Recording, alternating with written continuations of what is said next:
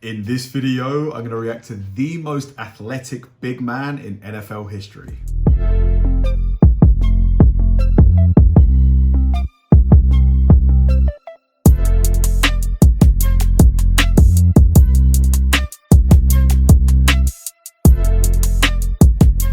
Hi guys, and welcome to another episode of Kabir Considers. This is the place where I react to music, media, sports, anime, anything related to popular culture.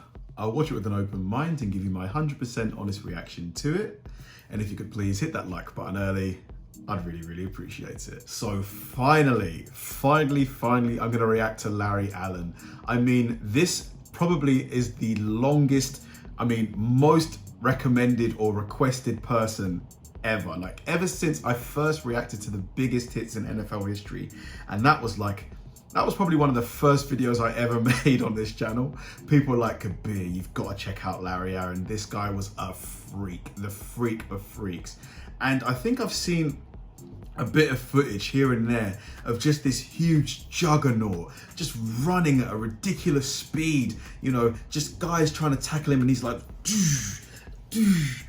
so yeah, I'm really intrigued just to see who this man is, what he was about, just the physical freakness that he brought to the game. So let's go. This is going to be me reacting to Larry Allen, the most athletic big man in NFL history. Let's do it. All right. Fires it inside. Oh, there goes T.Y. Hilton. It's a foot race. And there he goes. Why are they putting burgers in this? Is this to represent how much he ate? Touchdown! 25. Oh, you gotta be kidding me. Oh, look at this. This is Dan Connolly, the right guard. The right guard. Still going to the 4-yard line. People love the game of football. Much of it is due to the pure athleticism on display week in and week out. Seeing someone make an athletic play is like a great burger. It's always something you'll enjoy. And much like a giant burger, seeing a big man make an athletic play is... That burger is huge and it looks delicious.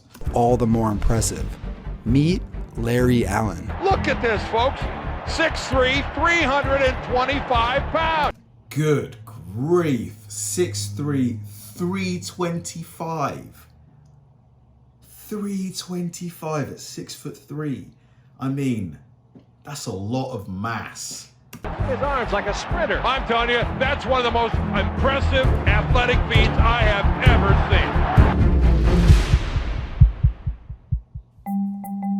seen. Offensive linemen don't get enough respect. The media focuses on hyping up the skill positions compared to the players in the trenches, which makes sense. People want to see clips of great runs and amazing catches, but that doesn't make them more valuable than linemen. Now, years before Zeke was running behind this incredible offensive line, there was a man by the name of Emmitt Smith, the all-time leader for rushing yards in a career. He is one of the best to ever do it, but when you're running behind a dude like this, you've got it pretty good. Larry Allen is as big of a freak physically as they come. You see the way he bounced that guy just off his chest. Douche. 6'3", 325, ran a 4.8 40, and claimed to have benched around 700 pounds. Get the 700-pound bench. If that's true, then that's literally one of the biggest benches of all time. Literally. I think the world record is currently held by Julius Maddox at like 800 pounds. And that's, you know, that was set very recently. And I imagine this guy played maybe 10, 15 years ago. Wow. Freak strength, elite strength. He was stronger than everybody, and he knew it.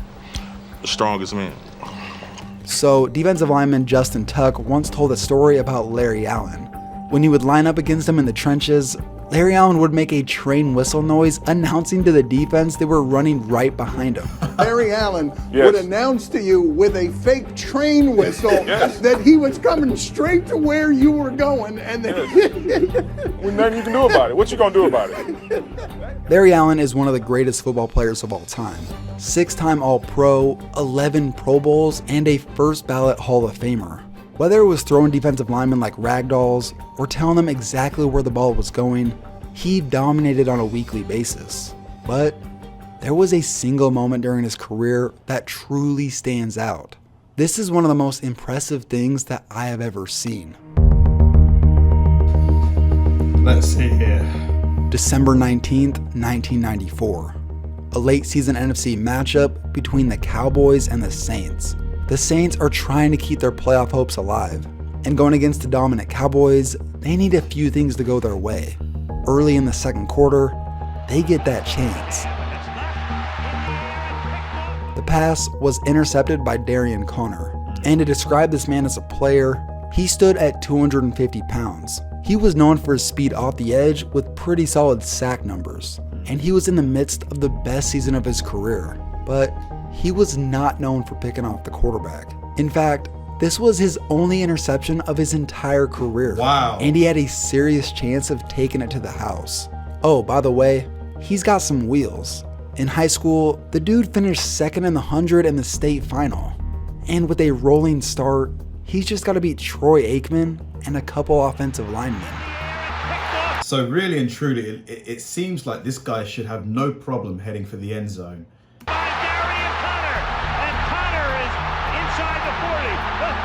Wow. At the 16-yard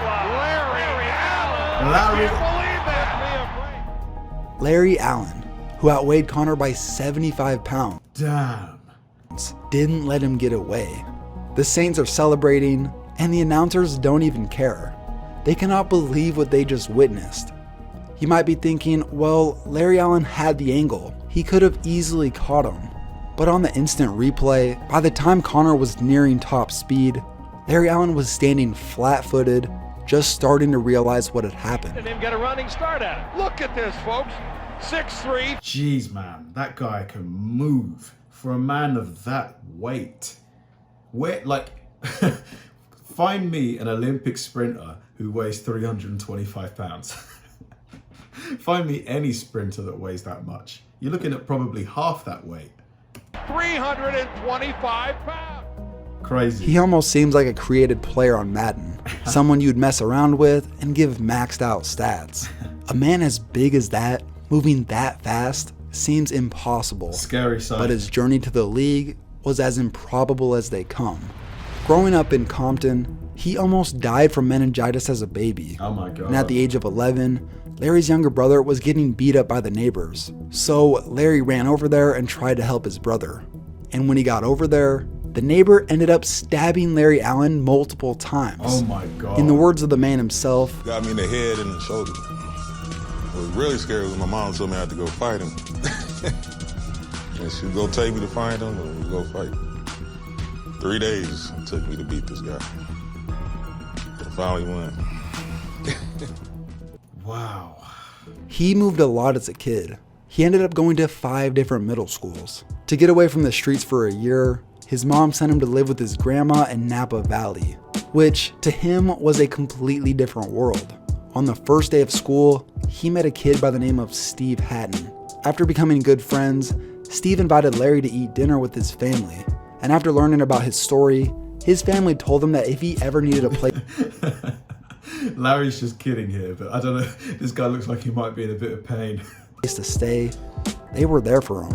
And prior to his senior year, he called up the Hatton family and ended up moving in with them. The dad of the family said, quote, "He was part of the family, just like our kids." That's awesome. There really are some really great people out there. You know, it really strengthens my faith in humanity. After never even playing football until 11th grade, he took it serious when he got back to Napa his senior year. And he was truly something special. Even though he was clearly a rare talent, he couldn't go to any D1 schools. In fact, he didn't even graduate high school. He ended up going to a junior college and earned his GED. The coach of his JC, Craig Rigsby, was a major influence on Larry. He helped him earn his GED, taught him how to drive a car, write checks, and manage money. Wow, so he was like a father to him. That's great. And once when Larry Allen showed up wearing sweats and flip-flops to their football banquet, Craig Rigsby ended up showing him how to buy clothes. After his 2 years at the JC were up, Larry moved back to Compton to continue his education.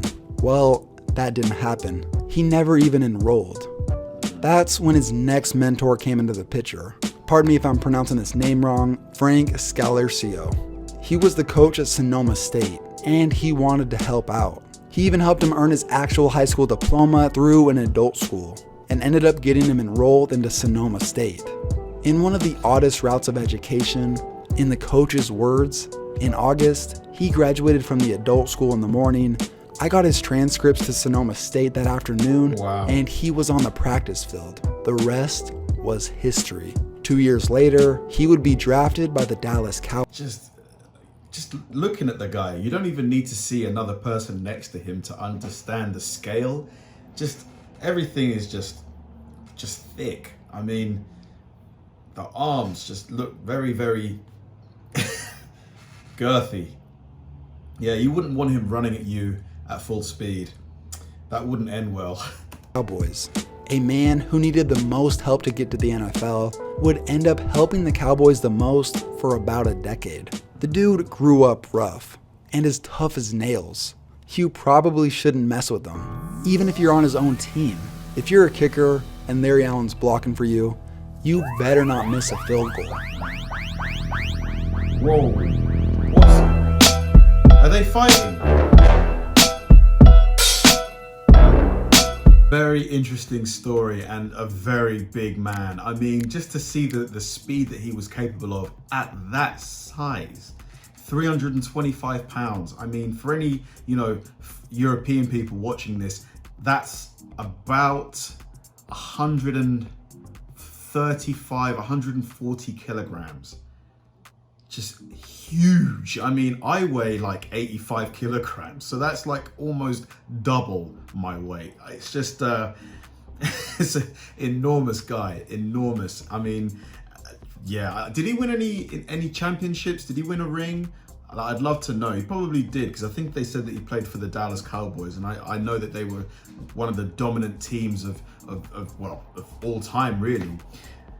Very freakish athlete. I don't know if we're ever going to see anyone else like him. Thanks for watching, guys. If you enjoyed this video, please like, subscribe, turn on bell notifications, and keep throwing the recommendations my way. I know I say it all the time, but they genuinely help me out, because if I know you enjoyed watching something, I'll definitely enjoy reacting to it. So like, subscribe, turn on bell notifications, keep throwing the recommendations, and I'll catch you in the next one.